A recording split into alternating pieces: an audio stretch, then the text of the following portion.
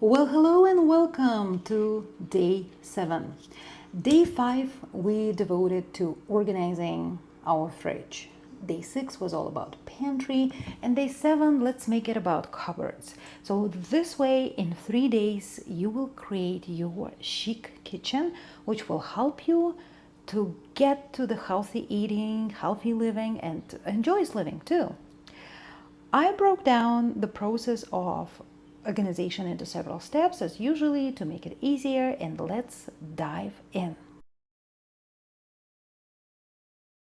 The first thing is usually let's get inspired. Let's look at some model kitchens and designs and layouts to get going, because how wonderful it is when you open your cupboards, everything is neat, organized, and you don't need things you're not using. So number one, let's get inspired.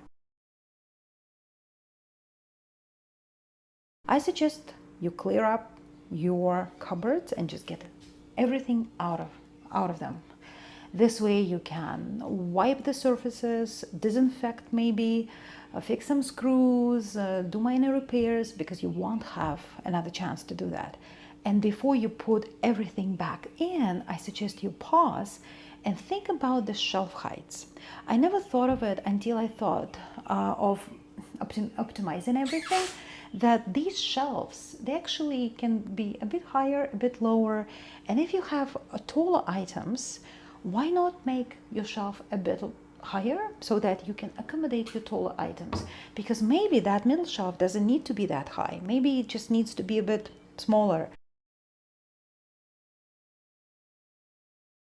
So let's get everything out, and you can prepare 3 big plastic containers right away, or maybe you can just segregate 3 areas in your kitchen where you'll be putting items one by one according to the category. And those are the categories I suggest. Things you cannot live without, category number 1. So those things eventually will go back in. Then let's separate all the duplicates. If you have 2 avocado slicers, or mango slicers, maybe you have some weird knives you never use, maybe you have something completely bizarre, something like this. I have this bell since I remember myself. I didn't buy it. What's more interesting, I got it from my sister and she didn't buy it. I can't see my sister buying something like this. Somebody gave it to her as a gift back in the 90s, and somehow this item not only survived its times in Russia, it actually made its way to Canada and survived for now almost 30 years, because we just sometimes can't part with things. Once you separate those bizarre things, duplicates, things you're not using, you don't have to throw them right away. Just separate them, just live without them, and then maybe a week later, maybe a month later, you will decide if you want them back in your cupboards. Let's do a bit of a civil engineering work here. Let's look at some layouts. How can we make our kitchen more efficient, more ergonomical, more enjoyable? Because it's all about that. If you enjoy being in your kitchen, if you enjoy cleaning it, organizing your food, preparing your meals, serving your meals, I can almost guarantee you will be doing it. If you're not so crazy about your kitchen, you will be spending money eating out. So that's why let's do everything we can to make our kitchens inspiring. And layout could be a huge component in it. So let's look at some layouts. One approach is to design your kitchen storage according to strategic use. For example, we have food preparation, which is this area by the stove. Let's maybe keep knives and cutting boards close to the stove. Another example is my tea station. Here's my kettle, here's my coffee maker, and everything that I use for my tea, honey and maple syrup and some spices and different teas and French presses. The other layout approach is to think about high traffic, mid traffic, and low traffic. Something that you do all the time. We clean our dishes all the time, we store them back and forth. This is a high traffic area. Therefore, something with prime location like this has to be designated to accommodate everything that has to do with this high traffic area. We have mid traffic area, and I'll show you in a second. This is my drawer that it's not easily accessible, but not as hardly accessible as this area on top of the fridge. So this area stores my cleaning supplies, baking soda, peroxide, vinegar, and once a week I make my own cleaning supplies. Maybe not even once a week, gosh, once a month. So this area shouldn't be here because I don't need it as often, and therefore it's the mid-traffic area. Relatively easy to access it, but not as easy as this one. And I only have one cupboard easily accessible like this. So I had to think, what do I do every day goes there.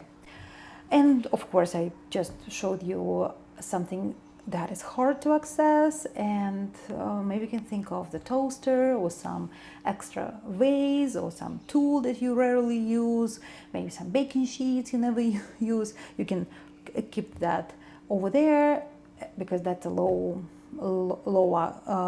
use and hard access. So to wrap up, you can use strategic approach. Here's my food preparation, here's my food cleaning, here is my storage, and think this way. Or you can just simply use traffic approach. Whatever gets used most goes into something that is easily accessible. As far as the layout, there is nothing wrong in actually drafting the layout on the piece of paper and do a bit of creative thinking. I often use my builder's plan for this reason, and I use my builder's plan for my regular cleaning just to see how I'm progressing area by area every day. And there is nothing wrong to take your kitchen layout and then think where would you place your items. And at this point, when you're playing with things that you absolutely need, you will thank yourself by having so fewer of them. If it's just 2 of you, why would you need 12 plates? Again, if you don't enjoy it, if you need your 20 different mugs, you have them in your garage or you have them in your locker, just tuck them in and live with them again. But most people in most situations will enjoy this space in your cupboards, that not everything is tucked in, but there is space in between, and it gives a sense of luxury actually when you don't have things filled to the brim. So play with it, and at this point you will decide on the height of the shelves, which you can adjust to accommodate more items.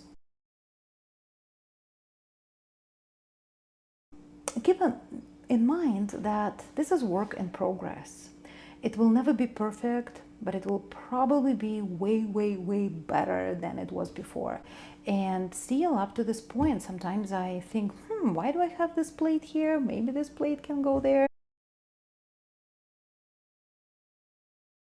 I also like rearranging things according to ergonomics on my kitchen when I'm a little bit bored and I find myself looking for a snack, and then I reframe myself to kitchen reorganization, and actually it helps a lot by not snacking, but rather rearranging glasses or rearranging frames and thinking, oh, maybe this is better. All right, so that was it on